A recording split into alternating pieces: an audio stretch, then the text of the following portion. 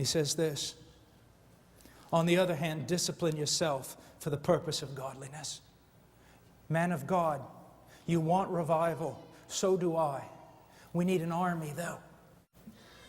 If powerful swords, if mighty flaming pikes and swords and weaponries are to be dropped out of heaven for us to fight, then we must be the caliber of men who can yield those things and wield those things and fight with them with sound character.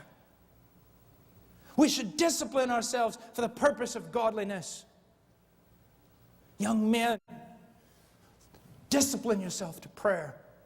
Discipline yourself to the systematic reading of Scripture from Genesis to Revelation over and over and over and over again. Discipline yourself in your speech. Discipline yourself in the company you keep. Discipline yourself in when you go to bed and when you rise up. This is a war. Discipline yourself. Young men, I can tell you this. Unless you are some exception, being born in the age that you have been born, if you're under 30, yea, even under 40, you probably lack discipline. Because you have never been able to work. You have never had need to work for your food, and your fathers never made you work so hard that your bones cried.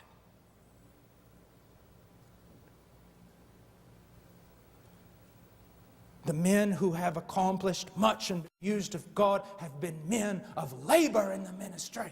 This is hard, and it will cost you everything.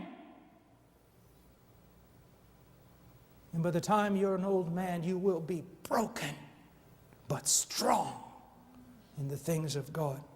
Discipline yourself for the purpose of godliness, for bodily discipline is only of little profit, but godliness is profitable for all things. It holds promise for the present life and also for the life to come. Oh, my dear friend, who cares about your best life now?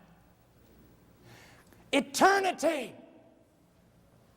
The day you stand in those granite halls before the Lord of glory and kings. The greatest men on earth are divided and split and called.